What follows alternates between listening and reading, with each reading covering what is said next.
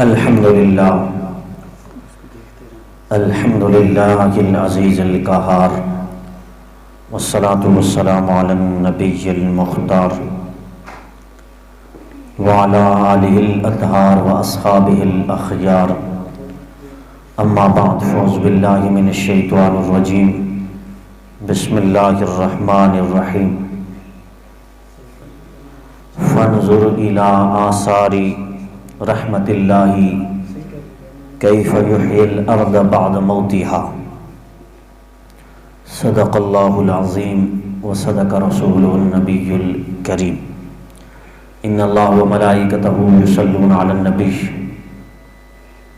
یا ایھا الذین آمنوا صلوا علیہ وسلموا تسلیما اللہم صلی علی سیدنا واصحاب سیدنا ومولانا محمد وبارک وسلم وصلی علیہ مولایا صلی وسلم دائما ابدا علی حبیبک خیر الخلق کلہم۔ ان مقدس لمحات میں اللہ رب العزت کی بارگاہ میں درود و سلام عرض کرنے کے بعد، اللہ کی بارگاہ میں حمد و ثنا کے بعد، حضور نبی کریم علیہ السلام کی بارگاہ میں ہدیہ درود و سلام عرض کرنے کے بعد، میرے نہایت ہی معزز سامعین و ناظرین، اللہ رب العزت کا لاکھ لاکھ شکر ہے کہ اللہ رب العزت نے جمعۃ المبارک کا مقدس دن نصیب فرمایا۔ اللہ رب العزت سے دعا ہے کہ اللہ پاک مجھے حق اور سچ بیان کرنے کی توفیق عطا فرمائے۔ حضرات محترم، آج ہمارا نیا ٹاپک جس حوالے سے آج ہماری گفتگو آپ سماعت فرمائیں گے، موضوع ہے ایک عدد نئی زندگی۔ تو یاد رکھیے، میری دعا ہے کہ آج کے اس اہم موضوع پر قرآن و سنت کا ہم سب کو فہم عطا فرمائے، اور اللہ رب العزت اپنے فضل سے ہم سب کو بھی اسی طرح کی نئی زندگی عطا فرمائے، اور ہمیں دونوں جہانوں میں یہ سعادتیں نصیب فرمائے۔ آپ سوچ رہے ہوں گے کہ انسان کو ایک زندگی ملتی ہے کیسے؟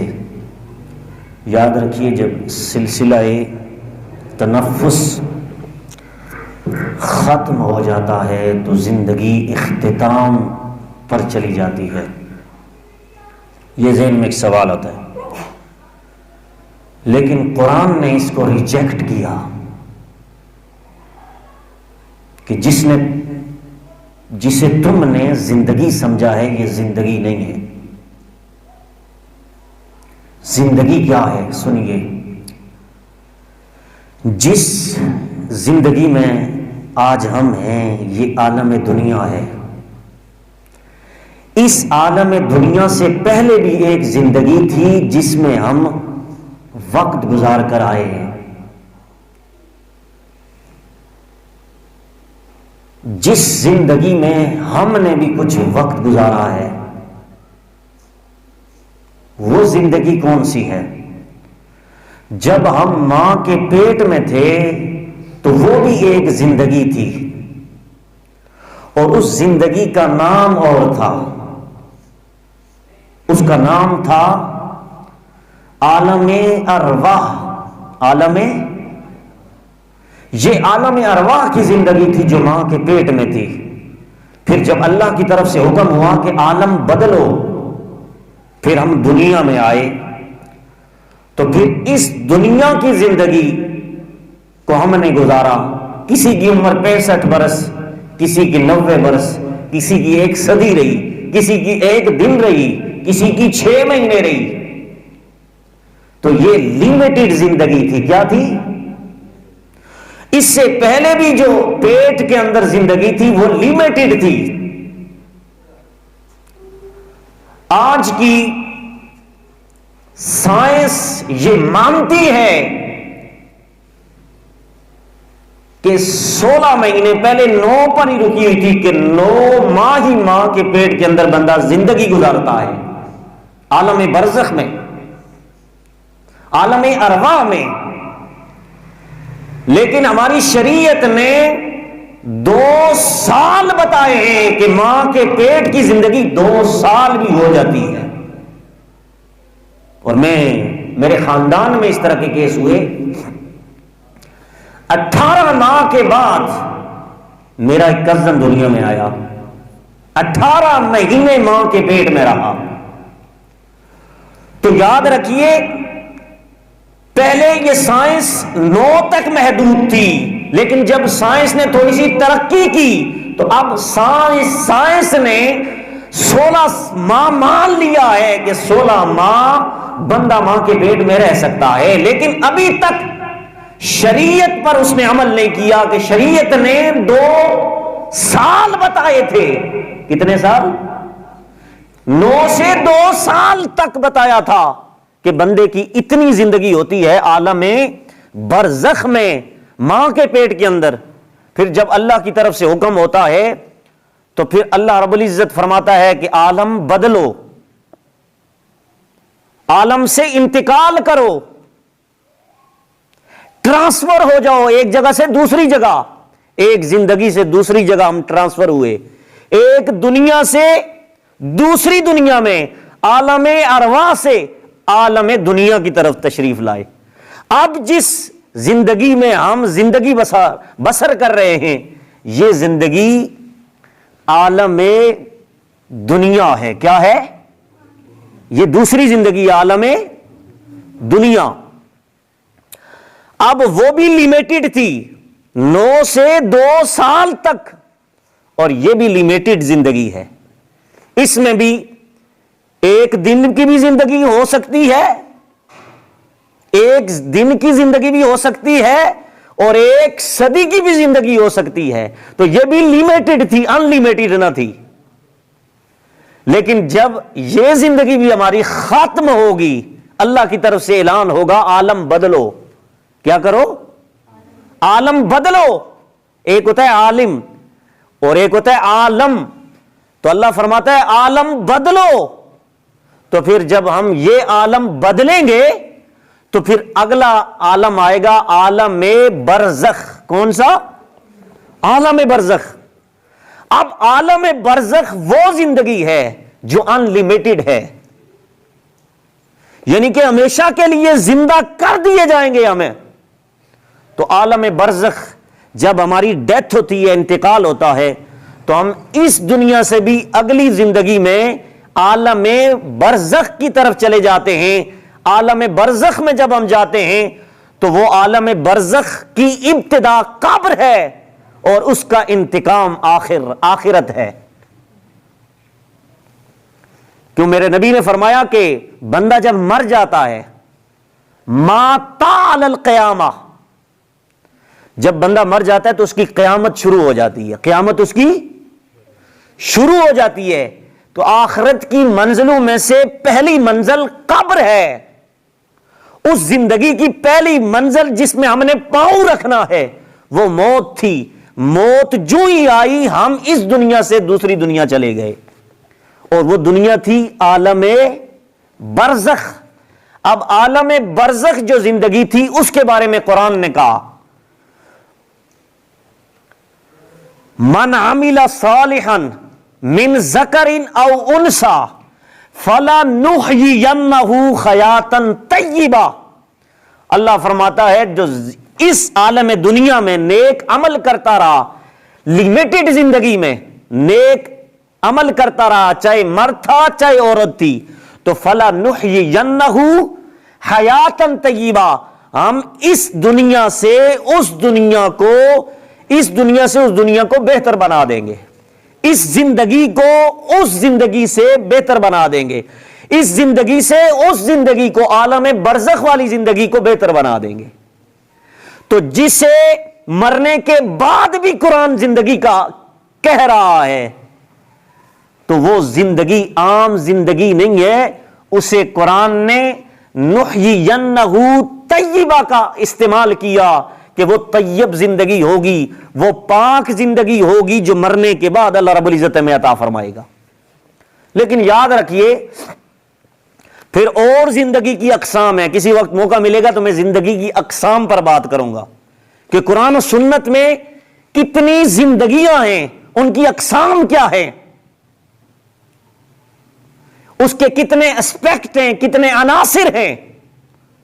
لیکن آج ہمارا موضوع یہ نہیں ہے، آج ہمارا موضوع ہے ایک عدد نئی زندگی، ایک عدد نیو لائف، کہ وہ کون سے امور ہیں کہ اللہ تبارک تعالیٰ دوبارہ بندے کو زندگی عطا فرما دیتا ہے۔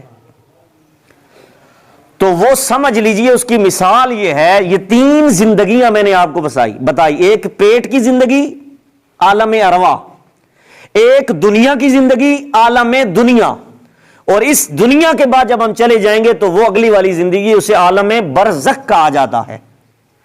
یہ 3 زندگیاں بتانے کے بعد اب مسئلہ سمجھ لیجئے کہ جب ہم دنیا پہلی زندگی میں آتے ہیں، ماں کے پیٹ سے دنیا میں آتے ہیں، تو بالکل ہم گناہوں سے پاک ہوتے ہیں۔ کیا ہوتے ہیں؟ گناہوں سے بالکل پاک۔ کیسے پاک؟ کہ میرے نبی نے کئی مثالیں پیش کی، فرمایا کا یومن ولدتہ امہ، ایسے وہ بندہ گناہوں سے پاک ہو جاتا ہے جس طرح ابھی اس کی ماں نے اسے جنا ہے۔ تو یہ بھی ایک زندگی ہے، کیا ہے؟ 0 میٹر۔ جس طرح آپ دیکھتے ہیں ایک موبائل آپ لیتے ہیں، گاڑی لیتے ہیں، کوئی بھی نئی نیو چیز لیتے ہیں، تو اسے نیو کب کہا جاتا ہے؟ جب وہ استعمال نہیں ہوتی۔ استعمال سے پہلے ہو تو نیو ہوتی ہے، اور استعمال کے بعد ہو تو اسے پرانا کہا جاتا ہے۔ تو ایک عدد نئی زندگی، کیا امور ہیں، کن امور سے ہماری زندگی پھر نئی ہو جاتی ہے؟ پھر شروع میں جس طرح میٹر میں لکھا ہوتا ہے اتنی یونٹیں ہو گئی، تو وہ استعمال کرنے سے پہلے بالکل صاف تھا، وہ نیا تھا، پرانا نہیں تھا، پن پیک تھا۔ اب جب اس کو استعمال کیا تو اتنی یونٹیں آئیں، استعمال ہو گیا۔ موبائل تھا، ہم نے استعمال کیا، پہلے 0 میٹر تھا، لیکن جب استعمال کیا تو اب اس کی زندگی کو زنگ لگ گیا۔ کیا زنگ لگ گیا؟ اس کے اوپر کریسیں پڑ گئی، نشان پڑ گئے، بٹن خراب ہو گئے، مندم پڑ گیا، وہ موبائل اس کے سافٹ ویئر کام کرنا چھوڑ گئے، باطنی اور ظاہری۔ اسی طرح ہم نے گاڑی لی، اس گاڑی کو استعمال کیا، کہا ہم نے یہ 82 ماڈل لیا، 204 ماڈل لیا، 2004 ماڈل لیا۔ اسی طرح جب ہم آج کوئی گاڑی لیتے ہیں تو اس کا ماڈل ہوتا ہے 2021۔ کون سا؟ 2021 کا جب ہم ماڈل لیں گے تو 0 میٹر ہوگا۔ کیا ہوگا؟ گاڑی تو تھی لیکن اب وہ والی گاڑی نہیں تھی جو 0 میٹر نیو گاڑی، لیکن جب ہم نے 2021 میں نئی چیز لی تو ہم نے اسی کا استعمال کیا۔ تو اسی طرح زندگی بھی ایسی زندگی ہے کہ اس زندگی میں پیدا ہونے کے بعد ہم ساری زندگی گناہ کرتے رہتے ہیں، تو ہمارے گناہوں کے رجسٹر بھر جاتے ہیں، دل کالا سیاہ ہو جاتا ہے، ظاہر باطن کے اندر کفر کی تحریکی اور فروع کفر، اصول کفر کی وجہ سے، اللہ کی نافرمانیاں، اللہ کے نبی کی نافرمانیاں کرنے کی وجہ سے اس زندگی کو بھی زنگ لگ جاتا ہے۔ تو آج ہم نے دیکھنا ہے وہ کون سے امور ہیں کہ جن کے کرنے سے اللہ تبارک تعالیٰ دوبارہ تمہارے جسم کو نئے سرے سے پھر آباد کر دیتا ہے، وہ زنگ اتار دیتا ہے، وہ میل اتار دیتا ہے، وہ اندھیرے، وہ تاریکیاں ختم کر کے بالکل پن پیک 0 میٹر تمہاری باڈی کو بنا دیتا ہے۔ وہ کون سے امور ہیں کہ جن سے دوبارہ بندے کو زندگی مل جاتی ہے؟ آئیے اللہ رب العزت نے قرآن مجید کے اندر کئی نصوص کے اندر، متعدد اور درجنوں نصوص کے اندر اس طرح کی چیزیں بیان فرمائی جو قرآن مجید کے اندر موجود ہیں کہ جس وقت ایک انسان کفر سے اسلام کی طرف آتا ہے، انسان تھا، زندگی تھی، انسان تھا، زندگی تب بھی تھی، مسلمان ہے، زندگی اب بھی ہے، لیکن بات ذہن میں رکھیے، جس وقت ایک بندہ کفر سے نکل اسلام کی طرف آ جاتا ہے تو اس کی زندگی کو نئی قرار مل جاتی ہے، اس کو ایک نیا قرار دیا جاتا ہے، اور پھر اسلام میں اس کی ترقی ہوتی ہے اور اس میں عصیاں چھوڑ دیتا ہے۔ گناہوں کی وجہ سے اس کی زندگی میل کچیل اس کے اندر بھری ہوئی تھی، اس کے جسم کے اندر اس کی زندگی میلی کچیلی ہو چکی تھی، اور ان گناہوں کو جب اس نے چھوڑ دیا تو اللہ تعالیٰ نے اسے نئی زندگی عطا فرما دی۔ اللہ رب العزت نے اسے نئی زندگی عطا فرما دی۔ حضرات محترم، ایسے مراحل میں جہاں پہ نئی زندگی کے لیے یہ لفظ میں بول رہا ہوں، یہی لفظ میرے آقا نے 1400 سال پہلے بولا تھا۔ بخاری شریف کے اندر حدیث نمبر 1449 ہے انٹرنیشنل نمبری کے مطابق، اور عربی کی جینین کراچی سے چھپی ہوئی کتاب دوسری جلد صفحہ نمبر 553 پر روایت موجود ہے۔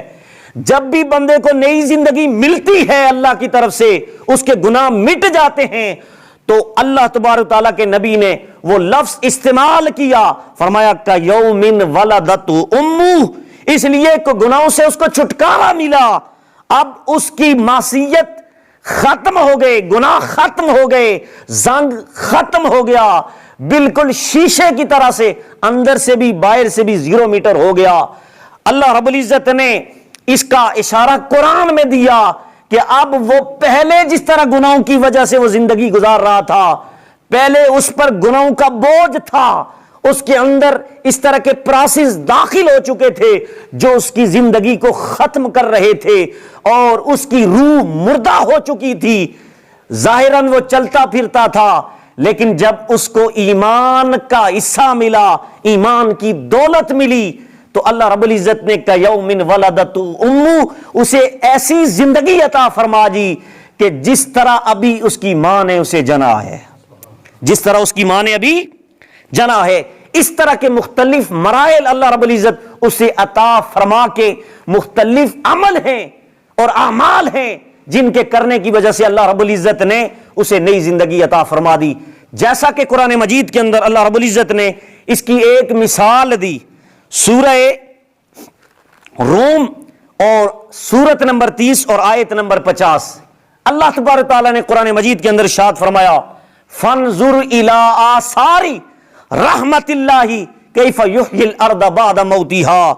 اللہ رب العزت ارشاد فرماتا ہے کہ رحمت کے اثر کو تم نے نہیں دیکھا؟ اللہ کا رحمت جب دنیا میں بھیجتا ہے اللہ رب العزت، زمین مردہ ہو جاتی ہے، زمین مردہ ہو جاتی ہے تو اللہ رب العزت بارش برسا کے اسے زندگی عطا کرتا ہے۔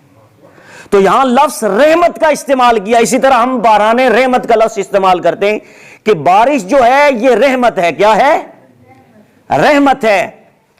اب ایک اور لغت کے اندر رحمت کا معنی بیان کیا گیا کہ بندہ بالکل ختم ہو رہا ہو، آخری وقت ہو، اور اسے جو چیز مل جائے، اس مل جانے کی وجہ سے اس کی زندگی بچ جائے، اس بچ جانے کی وجہ سے جس چیز سے وہ بچ گیا اس کی زندگی واپس پلٹ آئی، یعنی آخری وقت تھا، ایسی چیز اس کو اللہ رب العزت کی طرف سے ملی تو اس کی زندگی بچ گئی، اسے رحمت کہتے ہیں۔ کیا کہتے ہیں؟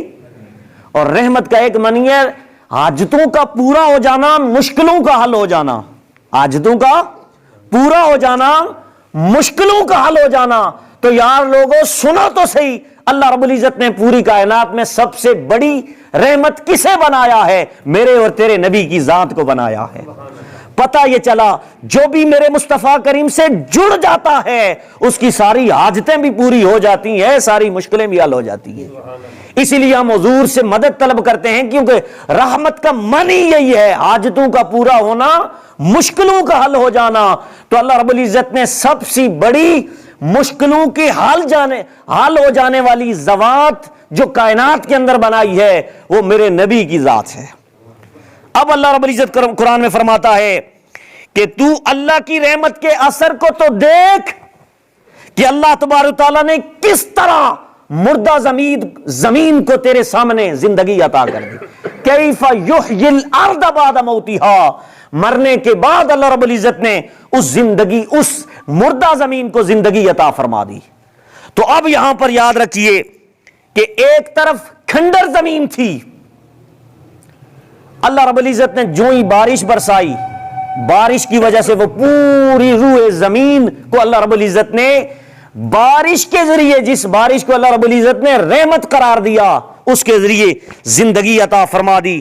اللہ تبارک تعالیٰ نے ایسی کئی مثالیں بیان کی کہ اللہ رب العزت فرماتا ہے کہ ہم نے جب زمین کو زندگی عطا فرما دی تو اس کے اندر اللہ رب العزت نے پھر پھل فروٹ کی صورت میں ایسی چیزیں پیدا کی کہ ان کو بھی اللہ رب العزت نے زندگی عطا فرما دی۔ جب زمین مردہ تھی، درخت سوکھ گئے تھے، لیکن جب ہم نے زندگی زمین کو عطا کی تو نئے سرے سے، آج نو سرے سے اللہ تبارک تعالیٰ نے زمین کو زندگی دی۔ اب زندگی کی وجہ سے اس کے اندر کی جو چیزیں تھی، جتنے بھی معدنیات تھے اور شجر و حجر تھے، وہ مردہ ہو چکے تھے۔ اللہ رب العزت نے صرف بارش کی ایک رحمت کی جھلک سامنے رکھ کر، زمین پر بھیج کر، اللہ رب العزت نے اس زمین کو زندگی عطا فرما دی۔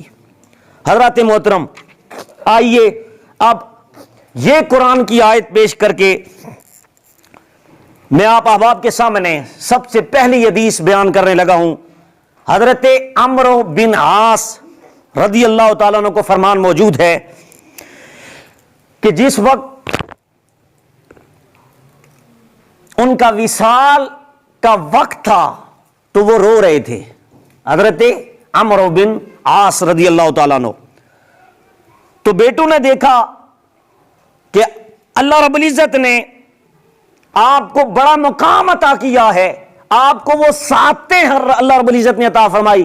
آپ نے حضور کا زمانہ پایا، بیٹوں نے کہا باپ سے کہ آپ کیوں رو رہے ہیں، کیا وجہ ہے؟ تو آپ نے فرمایا، حضرت عمرو بن عاص رضی اللہ تعالیٰ عنہ، آپ نے کہا کہ جب میں نے اسلام قبول کرنے کا ارادہ کیا، اسلام قبول کرنے کا ارادہ کیا، فرماتے ہیں تو میں نے رسول اللہ صلی اللہ علیہ وسلم کے علیہ الصلوۃ والسلام، حضور علیہ الصلوۃ والسلام کے دربار میں پہنچا اور میں حضور علیہ الصلوۃ والسلام کے قریب ہوا۔ حضور مجھے بیعت کرنے لگے، مجھے کلمہ پڑھانے لگے، مجھے مسلمان کرنے لگے اور میں اسلام میں داخل ہونے لگا تو میں نے ہاتھ بیعت کے لیے آگے بڑھا کر پیچھے کھینچ لیا۔ جب پیچھے کھینچا تو کہتے میں عالم کفر میں تھا، تو میں نے اپنا ہاتھ پیچھے کھینچا تو میرے نبی نے پوچھا، اے عمر تو اپنا ہاتھ پیچھے کیوں کھینچ رہا ہے؟ تو وہ کہتے ہیں میں نے جب پیچھے ہاتھ کھینچا تو میرے نبی نے جب سوال کیا تو نے پیچھے ہاتھ کیوں کیا؟ تو کہتے ہیں اردت ان اشترطا، میں نے کہا یا رسول اللہ میری کچھ شرطیں ہیں اسلام مسلمان ہونے کی، میری کچھ شرطیں ہیں، میں مشروط طریقے سے مسلمان ہونا چاہتا ہوں، مشروط طریقے سے صحابی ہونا چاہتا ہوں اور مشروط طریقے سے آپ کا غلام بننا چاہتا ہوں۔ تو میرے نبی علیہ الصلوۃ والسلام نے فرمایا تشترطا بما ذا، بتاؤ تمہاری کیا شرطیں ہیں، تم کیا شرط لگانا چاہتے ہو کہ جس کی وجہ سے تم مسلمان ہونا چاہتے ہو؟ تو اب انہوں نے جو سوال کیا سمجھیے، سنیے، کہنے لگے کہ میں تب اسلام قبول کروں گا، تب اسلام یا رسول اللہ قبول کروں گا جب میرا ہاتھ آپ کے ہاتھ میں جائے، جو ہی آپ کے ہاتھوں میں ہاتھ جائے تو جسم کے اندر سے سارے گناہ نکل ہو جائیں۔ عالم کفر میں جتنے بھی میں نے گناہ کیے تھے، صرف ہاتھ لگنے کی وجہ سے سارے گناہ مٹ جائیں۔ تو میرے نبی نے کیا جواب دیا؟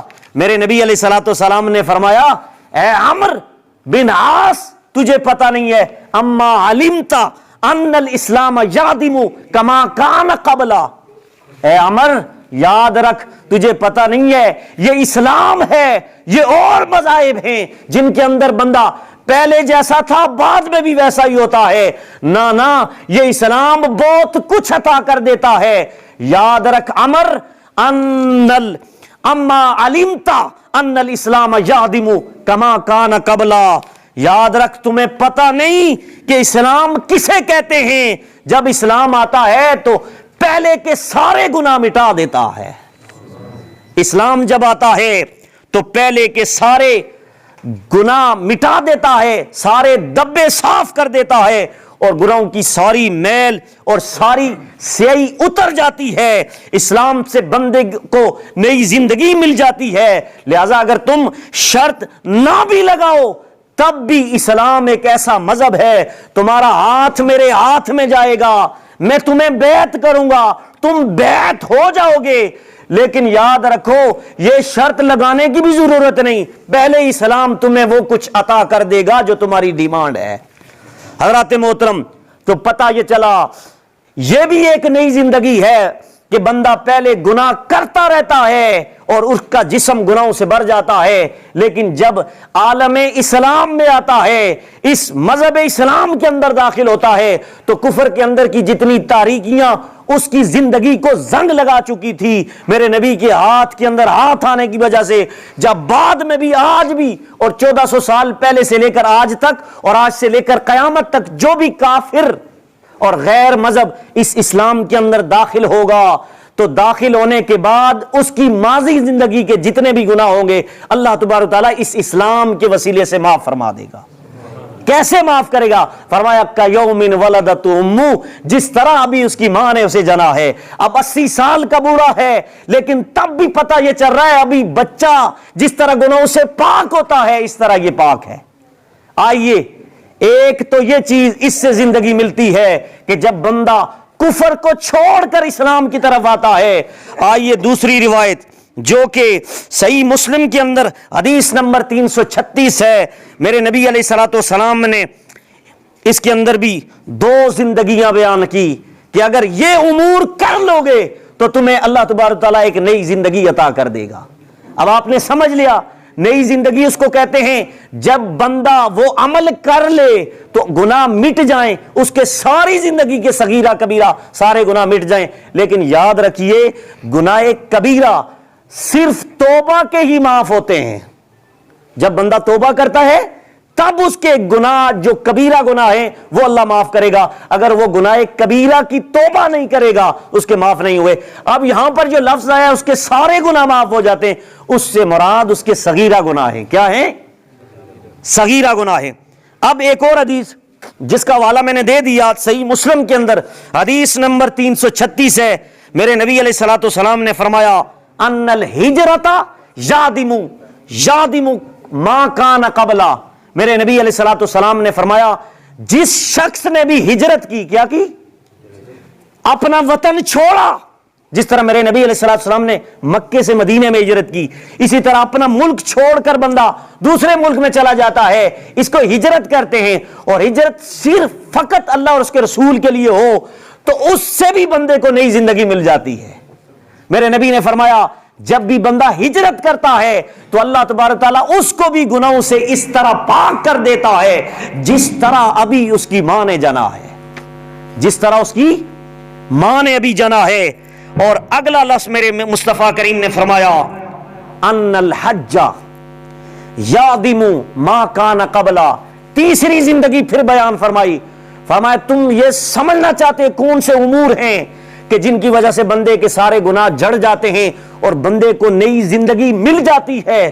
وہ تیسرا عمل کیا ہے کہ جب بندہ زندگی میں صاحب استطاعت ہونے کے بعد حج کرنے کے لیے کعبۃ اللہ شریف کے اندر جاتا ہے، طواف کرتا ہے اور صفا و مروہ کے اندر سعی کرتا ہے اور 7 چکر خانہ کعبہ کے ساتھ لگاتا ہے، مینا مزدلفہ کے اندر عرفات کے اندر جاتا ہے، وہ حاجی جب حج کر لیتا ہے تو میرے نبی علیہ الصلوۃ والسلام نے فرمایا اس کے بھی گناہ اس طرح نکل جاتے ہیں جس طرح ابھی اس کی ماں نے اسے جنا ہے۔ پہلا سمجھ لیا بندہ کفر سے اسلام میں آئے نئی زندگی ملتی ہے، سارے گناہ معاف ہو جاتے ہیں۔ پھر جب بندہ ہجرت کرتا ہے تو ہجرت کی وجہ سے اللہ تبارک تعالیٰ اس کے سارے گناہ معاف فرما دیتا ہے۔ اب تیسری جو عمل بیان کیا گیا ہے، تیسرا عمل میرے نبی نے فرمایا ان الحج، کوئی بھی میرا امتی حج کر لیتا ہے تو وہ گناہوں سے اس طرح نکل جاتا ہے جس طرح اس نے کبھی زندگی میں گناہ کیا ہی نہیں تھا۔ حضرات محترم، آپ نے سمجھ لیا کہ یہ 3 زندگیاں مختلف اعمال کی وجہ سے ہمیں ملی، تو اللہ رب العزت سے دعا ہے کہ اللہ رب العزت ہمیں اس پر عمل کرنے کی توفیق عطا فرمائے۔ کیونکہ وقت ہو چکا ہے تو لائٹ کا بھی مسئلہ انشاءاللہ نیکسٹ جمعۃ المبارک ہماری دوسری قسط پر کئی فرامین حضور علیہ الصلوۃ والسلام کے بیان کیے جائیں گے کہ جس سے یہ ہم سمجھ سکیں گے کہ ہمارے کون سے امور ہیں اور کون سے اعمال ہیں.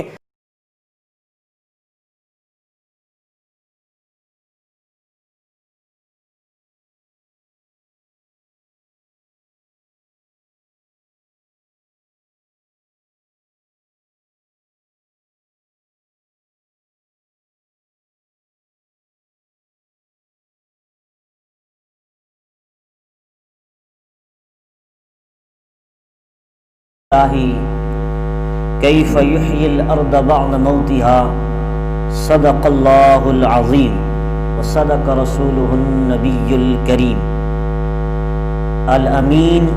ان اللہ وملائکتہ یصلون علی النبی یا ایہا الذین آمنوا صلوا علیہ وسلموا تسلیما. اللہم صلی علی سیدنا و اصحاب سیدنا و مولانا محمد مبارک وسلم وصلی علیہ. الصلاۃ والسلام علیک یا رسول اللہ وعلی آلک و اصحابک یا سیدی یا حبیب اللہ. الصلاۃ والسلام علیک یا نبی اللہ وعلی آلک و اصحابک یا شفیع المذنبین. اللہ تبارک تعالی جل جلالہ وعم نوالہ واعظم شانہ واتم برہانہ کی حمد و ثنا اور حضور سرور کائنات جناب محمد الرسول اللہ صلی اللہ علیہ وسلم کے دربار گوہر میں ہدیہ درود و سلام عرض کرنے کے بعد نہایت ہی معزز سامعین، اللہ رب العزت کا لاکھ لاکھ شکر ہے کہ اللہ رب العزت نے جمعۃ المبارک کا عظیم دن جو دنوں کا سردار ہے وہ ہم سب کو نصیب فرمایا. اللہ رب العزت سے دعا ہے کہ اللہ رب العزت ہم سب کو حقائق سمجھنے کی توفیق عطا فرمائے اور حق اور سچ بات سننے اور سنانے کی توفیق عطا فرمائے.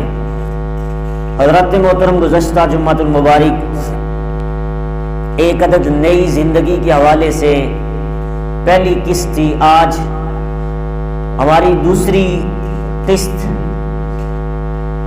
اس عنوان پر انعقاد پذیر ہے. اللہ رب العزت سے دعا ہے کہ اللہ پاک مجھے اس نئے ٹاپک کے توسل سے ہم سب کی عمر میں برکتیں عطا فرمائے.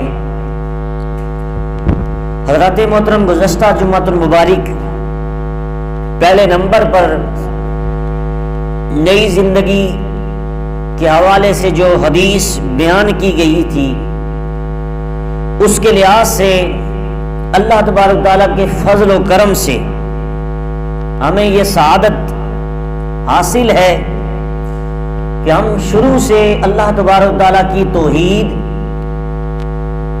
کے ماننے والے ہیں اور رسول اکرم صلی اللہ علیہ وسلم کی رسالت پر یقین رکھنے والے ہیں. اور اللہ نے ہمیں ایمان ہماری ماں کے دودھ میں ہی عطا فرما دیا تھا. اس لحاظ سے کوئی ایسا وقت ہم پہ نہیں گزرا جو حالت کفر میں ہو یا کفر کر چھوڑ کر کے ہو. اسلام لا کر نئی زندگی اگر حاصل کی جائے تب یادم کما کان قبلہ بالاسلام، جو حدیث نمبر 1 میں نے پیش کی تھی کہ حالت کفر میں کفر کو چھوڑ کر کوئی بندہ اگر اسلام میں داخل ہوتا ہے تو اللہ رب العزت اس عمل کی وجہ سے اس کے سارے پچھلے سارے گناہ معاف فرما کے اسے ایک نئی عدد زندگی عطا فرما دیتا ہے. لہذا یہ اللہ کا لاکھ لاکھ شکر ہے کہ ہم نے جو ہماری مائیں تھی، آبا و اجداد تھے، ان کی وراثت میں ہمیں ایمان کی دولت میسر آ گئی. اور اس سے اگلا مرحلہ جو میں نے حدیث میں بیان کیا تھا کہ اسلام کے ہوتے ہوئے بندے سے گناہ ہو جاتے ہیں، فسق و فجور ہو جاتا ہے، غفلت ہو جاتی ہے، نمازیں رہ جاتی ہیں، مختلف قسم کی آلودگیاں انسان کے دل کو کالا سیاہ کر دیتی ہیں. جس وقت ان تمام گناہوں کو بندہ چھوڑ دیتا ہے اور توبہ کرتا ہے تو انسان کا دل آئینے کی طرح صاف ہو جاتا ہے اور اللہ تبارک تعالیٰ اس بندے کو نئی زندگی عطا فرما دیتا ہے۔ پھر اس کے بعد ایک اور حدیث، ان الہجرۃ یادم کما کان قبلہ، کہ جس نے ہجرت کی اللہ رب العزت نے ہجرت کی وجہ سے اسے نئی زندگی عطا فرما دی۔ تو یاد رکھیے اس کا بھی موقع اگر میسر آئے تو بندے کو ثواب ملتا ہے، لیکن اس معاملے میں بھی ہم معذور ہیں۔ کیوں؟ کہ جس طرح ہم جس جہاں میں رہتے ہیں، ہمارا ملک، ہمارا وطن یہ دار السلام ہے، ہمارا ملک دار الاسلام ہے، دار السلام ہے، یہاں سے ہجرت کر کے کہیں جانے کا جواز نہیں ہے کہ جس کو ہجرت فی سبیل اللہ کہا جائے۔ اس کے بعد وہ مرحلہ جس سے زندگی نئی عدد ملتی ہے، وہ تیسری حدیث میں نے بیان کی، وہ حج کا مرحلہ بیان کیا گیا۔ حج ایسی مقدس ادا ہے اور اتنی بڑی عبادت ہے کہ حضرت ابو ہریرہ رضی اللہ تعالیٰ عنہ آپ فرماتے ہیں، سمعت النبی صلی اللہ علیہ وسلم یقول من حج للہ فلم یرفث ولم یفسق کرجع یوم ولدته امہ۔ میرے نبی علیہ الصلوۃ والسلام نے فرمایا، جو شخص حج کرنے کے لیے گیا اور حج کے دوران، حج کے لمحات میں اس سے کوئی گناہ سرزد نہیں ہوا، کوئی فسق و فجور اس نے نہیں کیا، تو اس حال میں واپس پلٹا جیسے آج ہی اس کی ماں نے اسے جنم دیا ہے۔ حضرت محترم، المختصر یہ تین حدیثیں، ایک ہجرت، ایک حج والی اور ایک کفر کو چھوڑ کر بندہ اسلام میں داخل ہوتا ہے، اس کی تشریحات آپ احباب کے سامنے بیان کی۔ یاد رکھیے جس وقت بندہ حج کرتا ہے تو بندے کا حج کرنے کی وجہ سے بندے کو وہ زندگی ملتی ہے جو جس دن پیدا ہوا تھا تو بالکل گناہوں سے پاک تھا، کیونکہ بندے کا یوم ولادت ہوتا ہے اور پھر اس دنیا پر اسی زندگی کا آغاز ہوتا ہے۔ جیسا اس دن سے اس کی عمر شمار ہوتی ہے، یہ ایک دن کا ہو گیا ہے، ایک ہفتے کا ہو گیا ہے، ایک سال کا ہو گیا ہے۔ اس لحاظ سے تمہاری زندگی کب سے شروع تھی؟ اللہ رب العزت نے تمہیں ایک نئی زندگی عطا فرما دی کہ جس وقت تم حج بیت اللہ شریف کر کے واپس آ رہے ہو تو یوں پلٹ رہے ہو، یوں لوٹ کر واپس آ رہے ہو جیسے آج ہی تمہاری ماں نے تمہیں جنم دیا ہے۔ یعنی جس طرح اس دن تمہارے کندھوں پر کوئی بوجھ نہ تھا، کوئی گناہ نہ تھا، کوئی عصیاں نہیں تھا، کوئی فسق و فجور کا غبار نہ تھا، ولادت ہوئی تو تم گناہوں سے پاک تھے۔ آج جب تم نے حج کیا تو حج نے وہ نکھار پیدا کر دیا کہ تم حج سے واپس پلٹے۔ اللہ تبارک تعالیٰ نے کہ یوم ولدت امہ، جو پیدا ہوئے تھے تو گناہوں سے پاک تھے، آج حج کرنے کے بعد اللہ رب العزت نے تمہیں ایک نئی زندگی عطا فرما کے تمہیں گناہوں سے اس طرح پاک کر دیا کہ جس طرح تمہیں نئی زندگی ملتے ہوئے اللہ رب العزت نے گناہوں سے پاک کیا تھا۔ حضرات محترم، آئیے اگلی حدیث آج ہم آپ کے سامنے، جو کہ جامع ترمذی کی حدیث نمبر 866 ہے، تیسری جلد صفحہ نمبر 213 پر روایت موجود ہے۔ حضرت عبداللہ بن عباس رضی اللہ تعالیٰ عنہ بیان کرتے ہیں، میرے آقا علیہ الصلوۃ والسلام نے فرمایا، میرے آقا علیہ الصلوۃ والسلام نے فرمایا، من طاف بالبیت 50 مرة خرج من ذنوبه كيوم ولدته امه۔ میرے آقا علیہ الصلوۃ والسلام کا فرمان سیدنا عبداللہ ابن عباس بیان فرماتے ہیں، لوگوں میرے آقا نے بیان فرمایا جس شخص نے بھی 50 مرتبہ 50 مرتبہ کعبے کے ارد گرد جب طواف کیا، یعنی کہ حج کے سوا عمرے کے سوا صرف طواف کیا، بیت اللہ شریف کا 50 مرتبہ جس نے طواف کیا، لوگوں میرے نبی نے فرمایا خرج من ذنوبہ کیوم ولدتہ امہ، اس کے جسم سے گناہ جڑ گئے اور گناہوں سے وہ باہر نکل آیا، اس گویا کہ اس نے کوئی گناہ کیا ہوا نہیں تھا۔ یہ میرے نبی نے بیان فرمایا وہ یوں ہو گیا جس طرح ابھی چند لمحہ پہلے اس کی ولادت ہوئی تو گناہوں سے بالکل پاک صاف تھا، اللہ رب العزت نے 50 طواف کرنے کی وجہ سے اس کو گناہوں سے بالکل ایسے ہی پاک کر دیا ہے۔ پتہ چلا یعنی کہ ایک انسان نے بیت اللہ شریف کے گرد 50 مرتبہ چکر لگائے، طواف کا معنی ہے لغوی معنی چکر لگانا، ارد گرد چکر لگانا، تو جس شخص نے بھی 50 مرتبہ طواف کیا تو اللہ رب العزت نے اس کو نئی زندگی کا نیا پراسس عطا کر دیا، اس کو ایک نئی زندگی مل گئی۔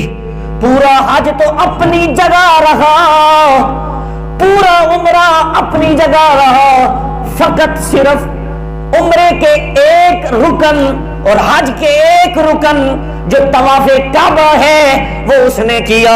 اللہ رب العزت نے اس کعبۃ اللہ کے ارد گرد چکر لگانے کی وجہ سے اس کو گناہوں سے ایسے پاک کر دیا، میرے رب نے اسے ایک عدد نئی زندگی عطا فرما دی۔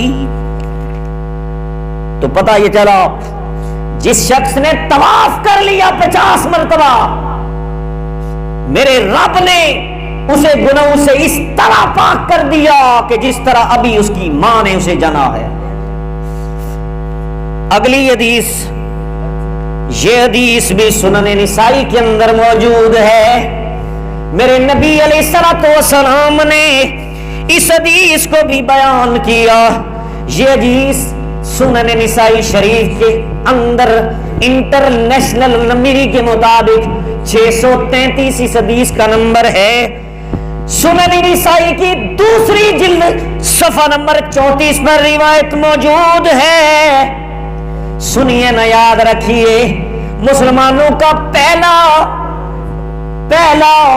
بیت اللہ شریف، پہلا قبلہ جو تھا مسلمانوں کا وہ بیت المقدس تھا۔ آج وہاں یہودیوں نے قبضہ کر رکھا ہے۔ اللہ کی بارگاہ میں دعا کرتے ہیں کہ اللہ رب العزت اس بیت المقدس میں مسلمانوں کو وہی عبادت کرنے کی توفیق عطا فرمائے، اور مقبوضہ جگہ جس جگہ پر یہودیوں نے آج قبضہ کیا ہوا ہے، اللہ رب العزت سے دعا کرتے ہیں اللہ رب العزت وہاں کا قبضہ چھڑا کر اسی طرح پرانے دور میں کئی صدیوں پہلے جس طرح مسلمانوں کا قبضہ تھا بیت المقدس پر، اللہ تبارک تعالیٰ ہماری دعا قبول کر کے ہمیں وہ لمحہ بھی عطا فرما دے۔ اب یہ دوسری روایت بیت المقدس کے حوالے سے، وہ تو طواف کے بارے میں تھی کہ آج بیت اللہ شریف جو ثانیہ ہے، دوسرا مسلمانوں کا قبلہ ہے، اس کے ارد گرد 50 طواف کرنے والے کی جو روایت پیش کی ہے، اس سے تو بندے کے گناہ جھڑ جاتے ہیں، بندے کو ایک نئی عدد زندگی مل جاتی ہے۔ ذرا لوگوں تصور کرو، پہلے والا جو بیت المقدس ہے اس میں ایک عمل کرنے کی وجہ سے اللہ تبارک تعالیٰ پھر وہی بہار عطا کر دیتا ہے، وہی نئی ایک عدد زندگی عطا فرما دیتا ہے کہ جس طرح ابھی اس کی ماں نے اسے جنا ہے۔ وہ روایت کیا ہے سنیے، سنن نسائی شریف کے اندر حدیث نمبر 833 ہے.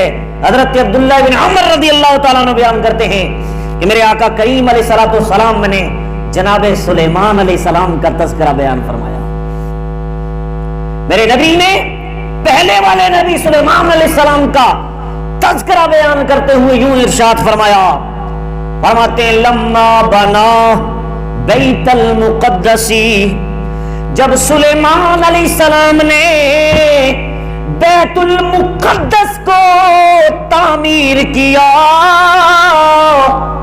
اس کی تعمیر مکمل ہوئی، اس کا تعمیر کا پروسیس مکمل اختتام پذیر ہوا، تو انہوں نے اللہ کی بارگاہ میں کیا کیا؟ آپ کو پتہ ہے جب کوئی نیک عمل ہم کلیئر کر دیتے ہیں، کوئی بھی نیک کام کرتے ہیں اس کے بعد دعا کرتے ہیں، یہ نبیوں کی سنت ہے. کوئی بھی نیک کام اس وقت کے نبی جب کرتے تھے بعد میں رب کی بارگاہ میں دعائے برکت بھی کیا کرتے تھے. جناب سلیمان علیہ السلام نے جب تعمیر کعبہ کا کام کلیئر کر لیا، بعد میں رب کی بارگاہ میں ہاتھ اٹھائے، ہاتھ اٹھا کر میرے نبی نے فرمایا سال اللہ عز وجل خلالا ثلاثا، 3 دعائیں میرے رب سے مانگی ہیں. کتنی دعائیں؟ جب بیت المقدس مقام تعمیر کر دیا گیا، رب کی بارگاہ میں عرض کی اے رب ذوالجلال، میں نے تیرا گھر مسلمانوں کا قبلہ ہے، جو انسانوں کا قبلہ ہے، جو فرشتوں کا قبلہ بنایا گیا تھا، میں نے اب دوبارہ اس کی تعمیر کو کلیئر کیا، اب تیری بارگاہ میں 3 دعائیں مانگ رہا ہوں. فرمایا وہ مجھے 3 دعائیں میری قبول فرما لے اور وہ مجھے 3 چیزیں عطا فرما دے. کتنی چیزیں؟ 3 چیزیں. پہلی کیا چیز مانگی ذرا یاد رکھیے، وہ اللہ کے نبی سلیمان علیہ السلام تھے. میرے نبی نے فرمایا جناب سلیمان علیہ السلام نے رب کی بارگاہ سے تعمیر بیت المقدس کے بعد پہلی چیز رب سے جو دعا میں مانگی وہ کیا ہے؟ میرے نبی نے فرمایا سال اللہ عز وجل حکما یصادف حکمہ فاوتیا. پہلی دعا یہ مانگی اے اللہ مجھے قوت فیصلہ عطا فرما، فیصلہ کرنے والا بنا، مجھے قاضی بنا اور مجھے ایسا قاضی بنا. میرے نبی فرماتے ہیں سلیمان علیہ السلام نے عرض کی مجھے قوت فیصلہ عطا فرما، جو بھی میں فیصلہ کروں وہ تیری شان کے مطابق ہو، تیری رضا کے مطابق ہو، اور ایسا فیصلہ نہ کروں جس سے تو ناراض ہو جائے. کہا مجھے ایسے قوت فیصلہ کرنے کی طاقت عطا فرما، مجھے ایسا قاضی بنا کہ جب میں فیصلے کرنے لگوں جس میں تیری رضا شامل ہو، تیری ناراضگی نہ شامل ہو. یہ پہلی دعا تھی. اللہ کے نبی نے بیت المقدس کی تعمیر کو ختم کرنے کے بعد رب کی بارگاہ میں پہلی ڈیمانڈ کی، تو کتنی اچھی ڈیمانڈ کی کہ مولا مجھے فیصلہ کرنے والا بنا، جب میں فیصلے کرنے لگوں اس منصب پر فائز ہو جاؤں تو ایسے فیصلے کروں جو فیصلے تیری رضا کے مطابق ہوں، تیری ناراضگی کے مطابق نہ ہوں. فرمایا مجھے اس انداز سے فیصلہ کرنے والا بناؤ، میری قوت فیصلہ بڑی منفرد قوت ہو، مجھے فیصلہ کرتے وقت کوئی غلطی نہ لگے، میں وہی فیصلے کروں جو تیری رضا کے مطابق ہوں، جو تیرے طے شدہ، جو تیری تقدیر کے طے شدہ فیصلے ہوں. مجھے اس انداز میں قوت فیصلہ عطا فرما. تو اللہ تبارک و تعالیٰ نے جناب سلیمان علیہ السلام کو یہ شان عطا فرما دی، رب نے آپ کو قوت فیصلہ کی شان عطا فرما دی. چنانچہ جب بھی وہ فیصلے کرتے اللہ کی رضا کے مطابق فیصلے کیا کرتے تھے. اور دوسری دعا جناب سلیمان علیہ السلام نے دوسری دعا کی، وَسَأَلَ اللَّهُ ثَالِثُ مُلْكًا لَا يَنبَغِي لِأَحَدٍ مِّن بَعْدِهِ فَأُوتِيَهُ یا رب العالمین، دوسری دعا یہ میں تیری بارگاہ میں دعا کرتا ہوں، مجھے ایسی حکومت عطا فرما، مجھے ایسی بادشاہت عطا فرما کہ ایسی بادشاہ تو نے کسی پہلے کو بھی نہ عطا کی ہو، نہ بعد میں عطا کرے۔ کہا ایسی حکومت عطا فرما، ایسی بادشاہت عطا فرما، اور مجھے اس طرح کا چیف منسٹر بنا کہ اس سے پہلے بھی ایسا کوئی چیف منسٹر نہ بنا ہو، نہ بعد میں کوئی چیف منسٹر بنا ہو۔ اللہ رب العزت نے چنانچہ سلیمان علیہ السلام کو ایسی ہی حکومت عطا فرما دی کہ آپ کی حکومت عوام پر بھی تھی، جنات پر تھی، اور سارے انسانوں پر بھی تھی، چرند و پرند پر بھی تھی، اللہ کی ساری مخلوقات پر میرے رب ذوالجلال نے سلیمان علیہ السلام کو وزارت عظمی عطا فرما دی۔ اور تیسری دعا جناب سلیمان علیہ السلام نے تیسری جو دعا مانگی، ہمارا پچھلا جو جمعہ تھا آج بھی اسی ٹاپک پر ہے، تیسری دعا وہی مانی جو ہمارا آج کا موضوع چل رہا ہے۔ اللہ کی بارگاہ میں عرض کرنے لگے، یا رب العالمین، وَسَأَلَ اللَّهُ حِينَ فَزَغَ مِن بَنَاءِ الْمَسْجِدِ۔ جناب سلیمان علیہ السلام جب بیت المقدس کی تعمیر سے فارغ ہو چکے تو بطور خاص مسجد کے لیے بھی ایک دعا کر دی، بیت المقدس کے لیے بھی ایک دعا کر دی۔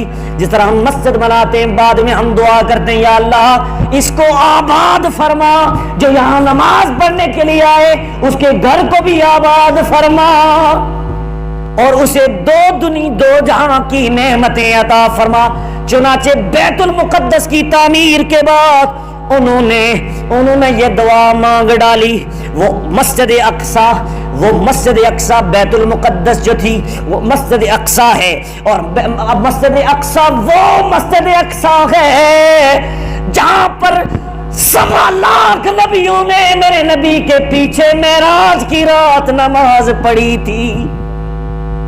یہ وہ مقدس جگہ ہے جہاں پر میرے نبی کی وہ اونٹنی جس پر میرے نبی سیر کرنے کے لیے زمینی راستے سے چل کر وہاں گئے تھے،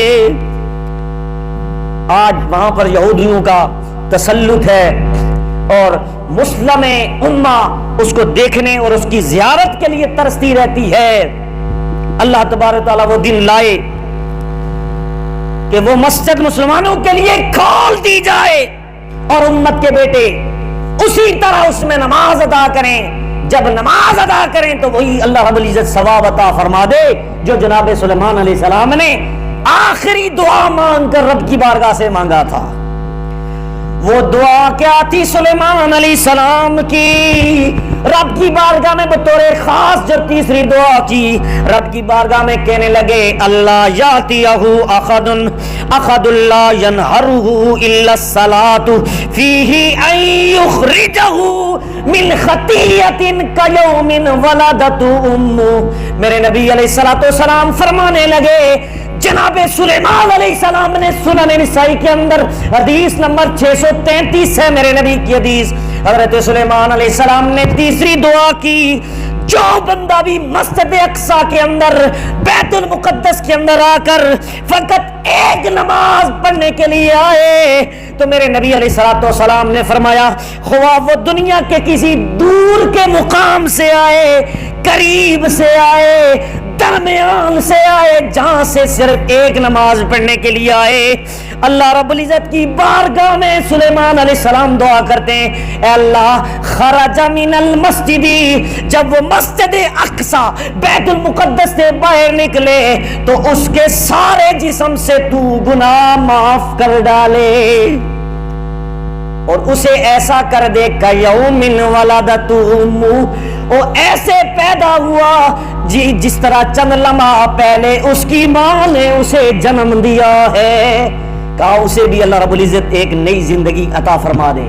حضرات محترم، یہ مسجد اقصی کی فضیلت ہے. اللہ رب العزت نے یہ بھی سلیمان علیہ السلام کی دعا قبول فرما دی. اللہ رب العزت نے وعدہ کر لیا کہ اے میرے سلیمان، میرے پیغمبر، تو نے جو 3 دعائیں مانگی تھی میں نے تیری 3 کی 3 دعائیں رد نہیں کی، قبول کر دی. قیامت تک جو بھی دور دراز سے قریب سے جہاں سے بھی چل کر ایک نماز پڑھنے کے لیے آئے گا، میں اسے ایک نئی زندگی عطا کر دوں گا، ایک نئی زندگی عطا کر دوں گا. آئیے اگلا تقریباً 7ویں حدیث پڑھ رہا ہوں، ایک عدد نئی زندگی کے حوالے سے. میرے آقا علیہ الصلوۃ والسلام نے فرمایا انسان کو گھر بیٹھے ہوئے بھی وہ تو اللہ کا گھر تھا جہاں پر ایک نماز پڑھی گئی تھی، مسجد اقصی. آؤ ذرا گھر کے اندر کچھ ایسے عمل ہیں، کچھ ایسے اعمال ہیں جب بندہ کر لیتا ہے ان عمل کی وجہ سے بھی اللہ تبارک تعالی بندے کے سارے گناہ معاف اس طرح کر دیتا ہے جس طرح ابھی اس کی ماں نے اسے جنم دیا ہے، اسے ایک عدد نئی زندگی مل جاتی ہے. سنیے میرے مصطفیٰ کریم علیہ الصلوۃ والسلام نے فرمایا، صحیح بخاری کی حدیث نمبر 38 ہے، حدیث نمبر 38 انٹرنیشنل نمبر کے مطابق میرے نبی نے فرمایا من صام رمضانا ایمانا و احتسابا غفر له ما تقدم من ذنبک. میرے نبی نے فرمایا او میری امت، جس نے بھی رمضان کے اپنے گھر کے اندر روزے رکھے، چاہے مشرق میں ہو، مغرب میں ہو، جنوب میں ہو، شمال میں ہو، فقط اللہ کی رضا کے لیے حالت ایمان میں روزے رکھے. حالت پتہ یہ چلا روزے بھی رکھے تو عقیدہ ٹھیک ہوگا تو رب کی بارگاہ میں قبول ہوں گے. ایمان عقیدے کو کہتے ہیں، اس لیے جب تک بندے کا عقیدہ ٹھیک نہیں ہے ہزاروں رمضان کے روزے رکھ دے رب سارے اس کے منہ پہ مار دے گا. ساری عبادت اور ریاضت اس وقت تک قبول نہیں ہوتی جب تک بندے کا ایمان کامل نہیں ہوتا، عقیدہ ٹھیک نہیں ہوتا. میرے نبی علیہ الصلوۃ والسلام نے فرمایا وَإِحْتِسَابًا، ثواب کی غرض سے ایمان کے ساتھ جس شخص نے بھی رمضان کے پورے روزے رکھے اللہ رب العزت اس کو بھی گناہوں سے اس طرح پاک کر دیتا ہے، غفر له ما تقدم من ذنبه، اللہ رب العزت اس کے سارے گناہ معاف کر دیتا ہے جیسے اس کی ماں نے اسے جنم دیا ہے، تو اسے ایک نئی زندگی مل جاتی ہے. اب یہ تو رمضان کے روزے ہیں کہ پورے وہ روزے رکھے تو اللہ رب العزت اسے ثواب عطا فرما دے. 30 روزے، 29 روزے، 28 روزے یہ رکھے پورے مہینے کے، تب اس کو اللہ رب العزت ایک نئی زندگی عطا فرما دیتا ہے. لیکن اگلی حدیث سنیں گے تو مچل جائیں گے. میرے نبی علیہ الصلوۃ والسلام نے المعجم الاوسط کے اندر حدیث نمبر 8622 ہے، میرے نبی نے فرمایا من صام رمضانا واتبعه ستا من شوال خرج من ذنوبه كيوم ولدته امه. جو بھی حدیث میں پڑھوں گا آخر کے اندر لفظ آئے گا كيوم ولدته امه، یہ عمل کرنے کی وجہ سے اللہ تبارک تعالیٰ اسے نئی زندگی عطا فرما دے گا. یہ تقریباً 8ویں حدیث پیش کر رہا ہوں، اس کے اندر بھی یا تو لفظ آئے گا خرج من خطیئتہ، گناہوں سے نکل گیا، یا لفظ آئے گا کیوم ولدت امہ، جس طرح بھی اس کی ماں نے اسے جنم دیا. یہ ایک نئی زندگی ہے، نئی لائف ہے جس کی وجہ سے اللہ رب العزت بندے کو اسی طرح صاف اور پاک کر دیتا ہے جس طرح بھی اس کی ماں نے جنم دیا ہے. اس حدیث کے اندر جو میں نے المعجم الاوسط کی پڑھی، میرے نبی علیہ الصلوۃ والسلام نے فرمایا جس بندے نے رمضان کے روزے رکھنے کے بعد شوال کے 6 روزے رکھے، اللہ تبارک و تعالیٰ اسے بھی گناہوں سے اس طرح پاک کر دے گا جس طرح اس کی ماں نے اسے جنم دیا.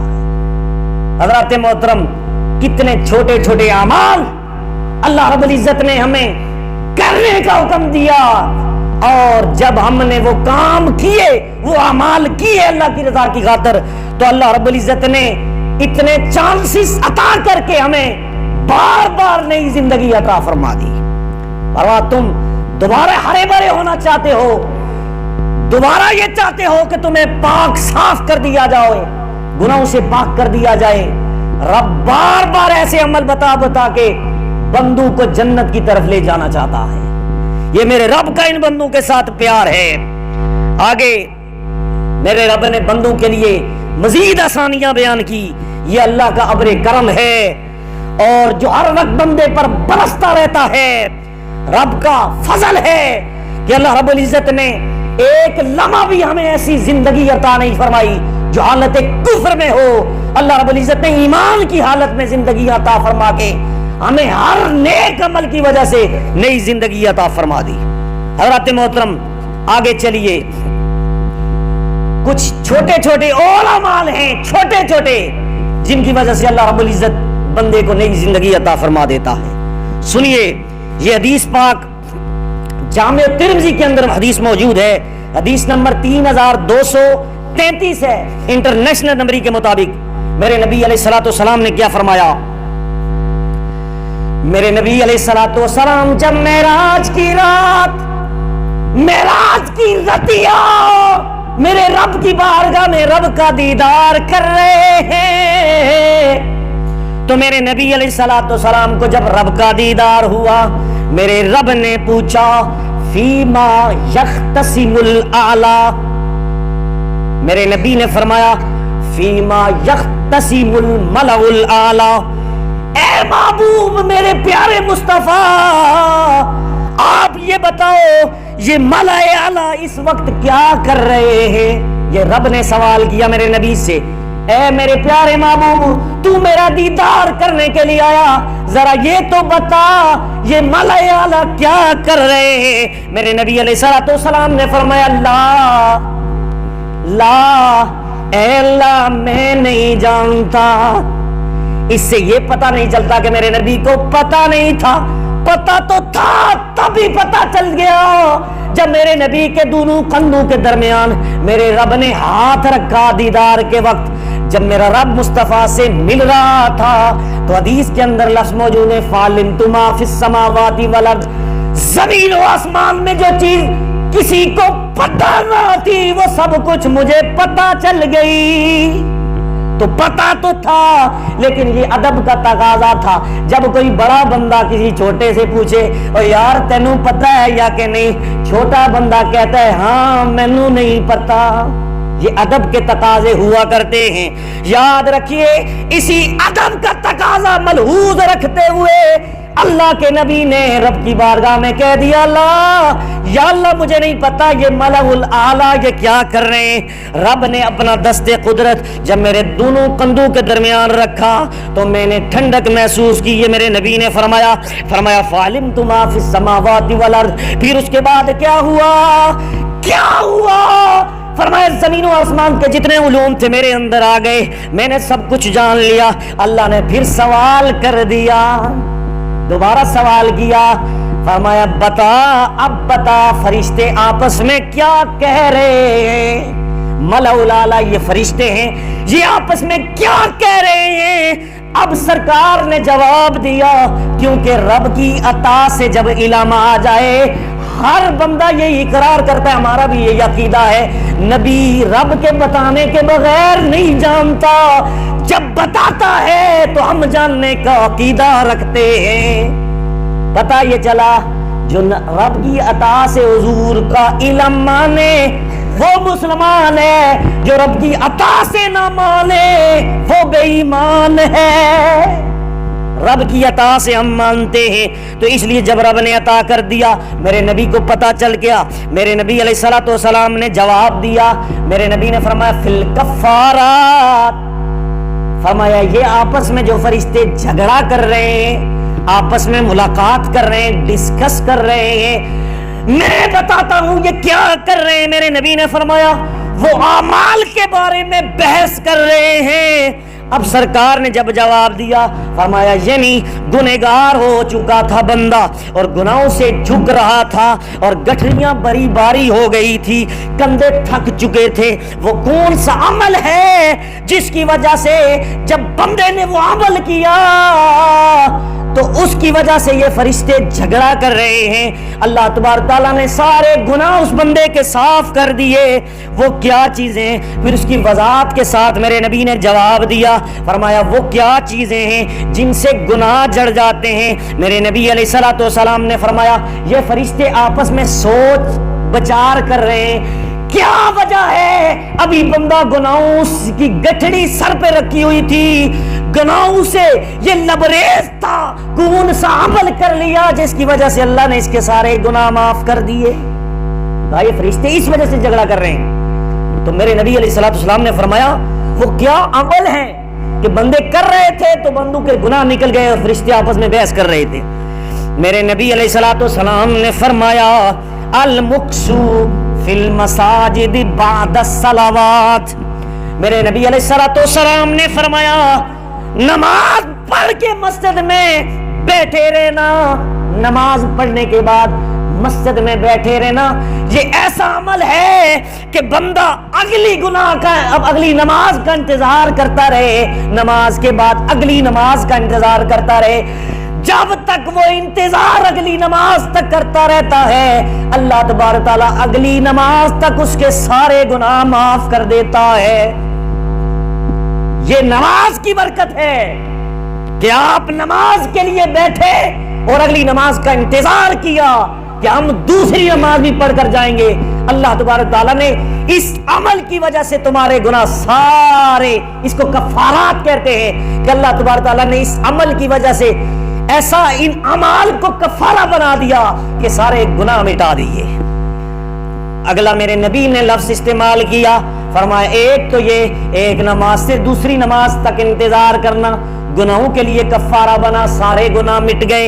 اور دوسرا میرے نبی نے فرمایا والمشی علی الاقدام الی الجماعت.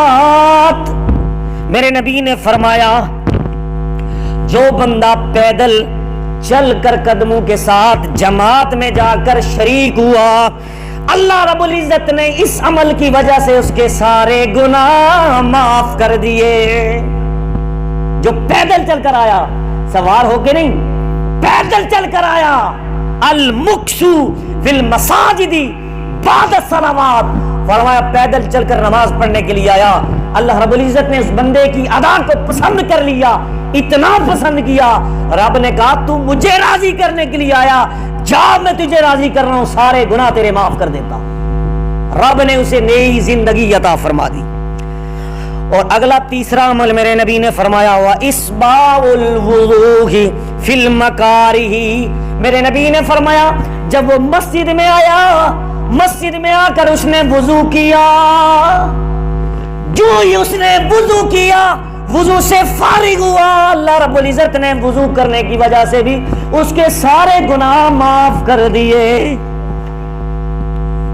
یہ میرے نبی علیہ الصلوۃ والسلام نے فرمایا.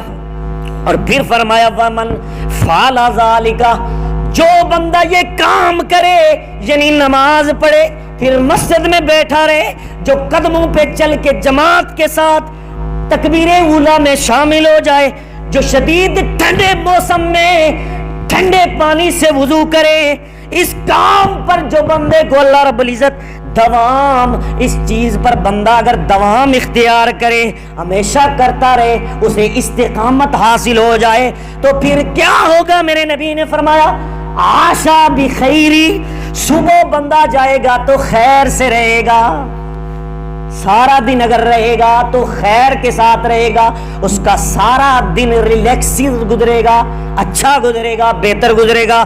وماتا بخیری, جب دنیا سے جائے گا مر جائے گا تب بھی بہتر طریقے سے مرے گا, اس کی زندگی بھی اچھی ہوگی, اس کی موت بھی اچھی ہوگی. یہ میرے نبی نے فرمایا. اور جاتے جب فرشتے اس کی روح قبض کرتے ہیں، روح قبض کرتے وقت کہتے ہیں عاشا بخیری وماتا بخیری، مرنے والے زندگی میں بھی تو خیر سے رہتا رہا، اب مرتے وقت بھی ہم تجھے خیر کی نوید سناتے ہیں۔ اور میرے نبی علیہ الصلوۃ والسلام نے فرمایا، یہ صحیح العقیدہ امام کے پیچھے نماز پڑھنے والا تھا، اپنے محلے کی مسجد میں انسان گھر سے چلا ہے، صحیح العقیدہ خود کا بھی ہے امام کا بھی ہے، جس وقت وہ دنیا سے گیا میرے نبی نے فرمایا وَكَانَ مِنْ خَطِيَّةٍ كَيَوْمٍ وَلَدَتْ أُمُّهُ، میرے نبی نے فرمایا وہ بھی، اس کو بھی اللہ رب العزت ایک نیو زندگی عطا فرما دیتا ہے۔ وہ نئی زندگی کیا ہوتی ہے؟ جس طرح ابھی اس کی ماں نے اسے جنم دیا ہے، وہ اگر 80 سال کا بوڑھا ہے، مرے گا تو ایسے مرے گا، زندہ رہے گا تو ایسے زندہ رہے گا کہ اس کے جسم پر کوئی گناہ کا اثر باقی نہیں ہے۔ اور آگے اگلی حدیث جو کہ صحیح بخاری کے اندر موجود ہے، حدیث نمبر 158 ہے، اس میں بھی میرے نبی علیہ الصلوۃ والسلام نے ایک نئی زندگی عطا فرما دی۔ میرے نبی علیہ الصلوۃ والسلام نے فرمایا، صحابہ کرام وضو فرما رہے تھے میرے نبی کے غلام، تو میرے نبی علیہ الصلوۃ والسلام نے ارشاد فرمایا من توضا نحو وضوئی ھذا ثم صلی رکعتین فی لا یحدث فیہما نفسہ غفر لہ ما تقدم من ذنبی۔ یہ میرے نبی علیہ الصلوۃ والسلام نے فرمایا، اے میرے صحابہ تم جو وضو کر رہے ہو اچھے طریقے سے وضو کرو، یعنی میرے طریقے کے مطابق، میری سنت کے مطابق۔ فرمایا عام امتی کا وضو نبی علیہ الصلوۃ والسلام کے وضو کے برابر نہیں ہو سکتا، اور آپ کا وضو کا مقام ہمارے وضو کا مقام اور ہے۔ آپ نے فرمایا جو وضو کے اندر ترتیب ہے اسی ترتیب سے وضو کرنا، یہ میری سنت ہے۔ فرمایا میرے طریقے کے مطابق جس نے وضو کیا، اور وضو کرنے کے بعد ثم صلی رکعتین، وضو کے بعد تحیۃ الوضو، وضو کے بعد 2 رکعتیں اس نے مسجد میں پڑھی، لا یحدث فیہما نفسا، اس نے اپنے سے بھی کوئی بات نہ کی، کسی اور سے کوئی بحث نہ کی، وضو کرنے کے بعد 2 رکعتیں پڑھی، چپ چاپ بیٹھ کر صرف اللہ کی رضا میں لگ گیا۔ میرے نبی علیہ الصلوۃ والسلام نے فرمایا اس نے کوئی خیال نہ کیا، کسی سے گفتگو نہ کی، اس عمل کی وجہ سے اللہ رب العزت غفر لہ ما تقدم من ذنبی، اس عمل کی وجہ سے بھی اللہ تبارک تعالیٰ اسے ایک نئی زندگی عطا فرما دے گا۔ ایک نئی زندگی یعنی بندے کو سارے گناہوں سے پاک کر دے گا۔ آگے چلیے، میرے نبی علیہ الصلوۃ والسلام نے فرمایا، یہ حدیث مسند ابی یعلا کے اندر موجود ہے، حدیث نمبر 249 ہے۔ میرے نبی علیہ الصلوۃ والسلام نے فرمایا من قام استقلت الشمس فاحسن الوضوء فصلى ركعتين غفر له خطاؤه فكان كما ولدته امه۔ میرے نبی علیہ الصلوۃ والسلام نے فرمایا جس وقت سورج باہر نکل جائے، طلوع ہونے کے بعد باہر نکل جائے اور چمکنا شروع کر دے، مکروہ وقت ختم ہو جائے۔ مکروہ 3 وقت ہیں، کون سے؟ طلوع آفتاب، دوسرا استوى علی العرش، جب سورج بالکل درمیان میں ہو، دونوں ٹائم غروب اور آفتاب کے طلوع اور آفتاب کے غروب ہونے کے درمیانی جو ٹائم ہے، اس ٹائم کے اندر آپ نے سورج دیکھنا ہے، وہ آپ کا سردیوں اور گرمیوں کا وقت استوى علی العرش، یہ جو ہے یہ مکروہ ٹائم ہے۔ اس ٹائم کے اندر اگر وہ بندہ نماز نہ پڑھے تو میرے نبی علیہ الصلوۃ والسلام نے فرمایا اس کے 20 منٹ بعد جو نماز پڑھے، فرمایا فاحسن الوضوء، اچھے طریقے سے وضو کرے، ثم قام، پھر وہ کھڑا ہو جائے اور کھڑا ہو کر کرے فصلی رکعتین، 2 رکعت نماز نفل پڑھے، تو اللہ تبارک تعالیٰ 2 رکعت نماز نفل پڑھنے کی وجہ سے بھی اس کو اللہ رب العزت گناہوں سے ایسے پاک کر دے گا کہ جس طرح ابھی اس کی ماں نے اسے جنم دیا. فرمایا اسے بھی ایک نئی زندگی اللہ تبارک تعالیٰ عطا فرما دے گا. آئیے پھر بندہ بشر ہے, اس کو بیماری بھی لگتی ہے, یہ بیمار بھی ہوتا ہے. آؤ اللہ رب العزت نے بیماریوں کے اندر بھی اللہ رب العزت نے ہمیں نئی زندگی عطا فرمائی. کیسے؟ سنیے. الموجم الکبیر حدیث نمبر 7152 میرے نبی علیہ الصلوۃ والسلام کے صحابی حضرت شداد رضی اللہ تعالیٰ عنہ بیان کرتے ہیں, نبی علیہ الصلوۃ والسلام نے فرمایا ان اللہ عز وجل یقول اذا ابتلیت عبدا من عبادی. میرے نبی علیہ الصلوۃ والسلام نے فرمایا اللہ تبارک تعالیٰ جب بندے کو کسی بیماری میں مبتلا کرتا ہے, کسی بیماری میں مبتلا کرتا ہے, من عباد مومنا, وہ بیماری کسی مومن کو لگتی ہے, بد عقیدہ کو نہیں, ایمان والے کو لگتی ہے جس کا عقیدہ ٹھیک ہوتا ہے.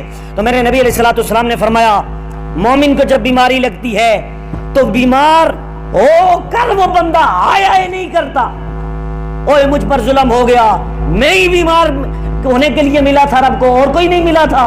اس طرح وہ ویلا نہ کرے اور اللہ کی بارگاہ میں ناشکری نہ کرے اور اللہ کی بارگاہ میں وہ یہ گلہ نہ کرے. تو میرے نبی علیہ الصلوۃ والسلام نے فرمایا فحمدنی علی ما ابتلیت, اس حال میں وہ بندہ اللہ کی حمد و ثنا بیان کرتا رہے, مولا تیرا شکر ہے جس حال میں تو نے مجھے بیماری عطا کی. فرمایا وہ کہتا ہے اللہ تیری مرضی, جسم بھی تیرا. فرمایا آج لوگ کہتے ہیں میرا جسم میری مرضی, نہیں, وہ جس کو بیماری لگتی ہے وہ کہتا ہے تیرا جسم تیری مرضی. کیا کہتا ہے؟ یہ سیکولرزم, لبرلزم, جنہوں نے مقابلہ کیا میرے رب کی توحید پر عمل کیا, اپنے جسم کو اپنا جسم قرار دیا.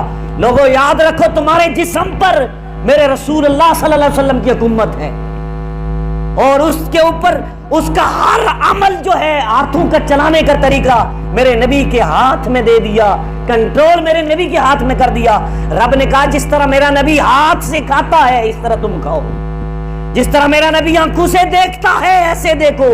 تو سارے کنٹرول کا اختیار اللہ اور اس کے رسول کے حوالے ہے. اس جسم پر ہماری مرضی نہیں چلتی, میرے رب کی اور میرے نبی کی مرضی چلتی ہے. فرمایا میرا جسم میری مرضی, یہ تو یہودیوں نصرانیوں کی ایک بہت بڑی سازش ہے کہ آج ہماری عزت والی بیٹیوں کے ہاتھ میں ایک سٹیکر, ایک جھنڈا دے کر پوری دنیا کے سامنے ان کو رکھ دیا کہ یہ ہماری بیٹیاں کہیں ہمارا جسم ہماری مرضی. اوے بیٹیوں یاد رکھو جب تمہارا نکاح ہوتا ہے تمہارے جسم پر تمہاری مرضی نہیں ہوتی بلکہ رب کی عطا سے تمہارے شوہر کی مرضی ہوتی ہے. اب یاد رکھیے میرے نبی علیہ الصلوۃ والسلام نے فرمایا جس وقت وہ بندہ کہتا ہے مولا میرے جسم پر تیری مرضی, تو نے بیماری لگائی جسم کے اندر لگ گئی, میرے نبی علیہ الصلوۃ والسلام فرماتے ہیں فَإِنَّهُ يَقُومُ مِن مَّضْجِعِهِ كَيَوْمٍ وَلَدَتْهُ أُمُّهُ. جس وقت وہ اللہ کی حمد و ثنا بیان کرتا ہے کہتا ہے تیری مرضی تو نے بیماری دی, رب فرماتا ہے اس حال میں جب اس کو شفا ملتی ہے تو شفا جب ملتی ہے ساتھ ہی پتہ یہ چلتا ہے کہ ابھی اس کی ماں نے اسے جنم دیا ہے, اس کو اللہ رب العزت نئی زندگی عطا فرما دیتا ہے, گناہوں سے بالکل پاک ہو جاتا ہے. اور اگلی حدیث یاد رکھیے الموجم الاوسط کے اندر تھی, اب شعب الایمان کے اندر حدیث موجود ہے. لفظ یاد رکھیے, یہ تو کیا پتا 2 سال 15 سال 20 سال ساری زندگی بندے کو بیماری لگے تب تک وہ اللہ کا شکر ادا کرے تب بندہ گناہوں سے پاک ہو جاتا ہے. اگلی حدیث میں لمیٹڈ لفظ بتائے گئے, فرمایا اذا مرض العبد 3 ایام. میرے نبی علیہ السلام نے فرمایا جو بندہ صرف 3 دن بیمار ہوا, کتنے دن؟ 3 دن بھی بیمار ہوا اور اس حال میں رب کی بارگاہ میں شکایتیں نہیں کی, رب کی بارگاہ میں گلہ نہیں کیا کہ معاذ اللہ تو نے مجھے بیماری دی ہے اور کسی کو بیماری نہیں لگی, وہ تو ٹھیک ہے میں بیمار کیوں ہو جاتا ہوں. میرے نبی علیہ الصلوۃ والسلام نے فرمایا جب وہ بیمار تھا تب بھی اللہ کی بارگاہ میں کہتا ہے الحمدللہ تیرا شکر ہے.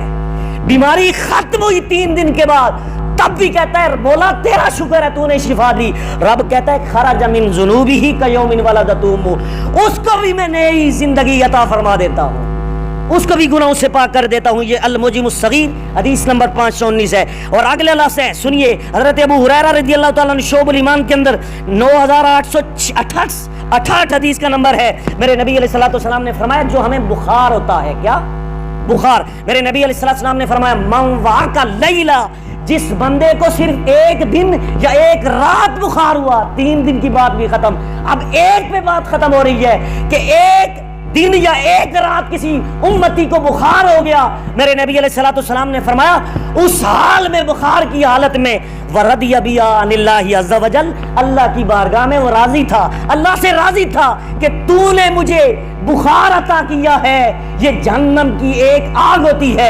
فرمایا اس حال میں جب وہ رب کی شان بیان کرتا ہے، رب کی ثنا بیان کرتا ہے، شکر ادا کرتا ہے، راضی ہوتا ہے، خرج من ذنوبه کہایتی یوم ولدت امہ، وہ بھی اس طرح گناہوں سے پاک ہو جاتا ہے جس طرح ابھی اس کی ماں نے جنم لیا.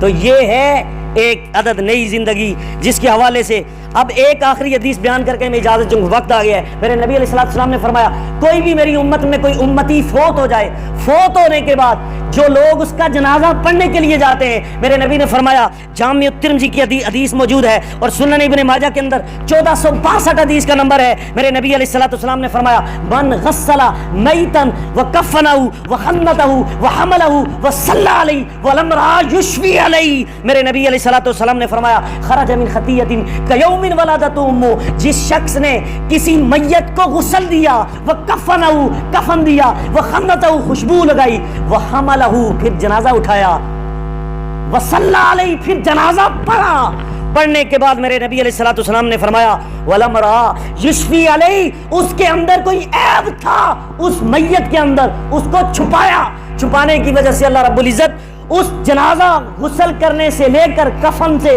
اٹھانے سے لے کر دفنانے تک اس نے جتنے بھی عمل کیے، ان عمل کی وجہ سے اللہ رب العزت خرج من خطیۃ کیوم ولدت امہ، اللہ پاک اسے بھی گناہوں سے اس طرح پاک کر دے گا جس طرح ابھی اس کی ماں نے اسے جنم دیا. حضرات محترم، آج ہم نے 25 حدیثیں آپ کے سامنے صرف ایک عدد نئی زندگی کے حوالے سے بیان کی کہ بندہ یہ عمل کرتا ہے تو بالکل اسی طرح ہو جاتا ہے جس طرح ابھی اس کی ماں نے اسے جنم دیا، گناہوں سے بالکل پاک. اللہ سے دعا ہے کہ اللہ پاک ہمیں یہ عمل کرنے کی توفیق عطا فرمائے اور مزید گناہوں سے بچنے کی توفیق عطا فرمائے. وآخر دعوانا الحمدللہ رب العالمین.